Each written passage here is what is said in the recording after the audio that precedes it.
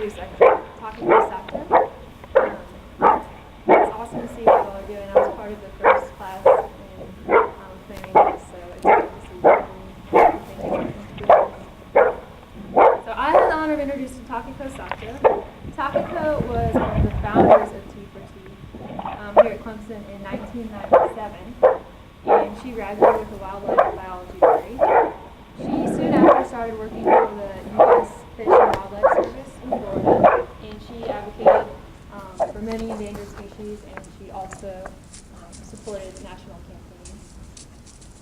Takako's Japanese American heritage forced her into a world traveler. She's been all over the place, and has also allowed her to be involved in various environmental education projects and cultural exchange projects between the U.S., Japan, and India. She's doing that right now, and she's also currently working with Tiger Trust as a consultant and grant writer in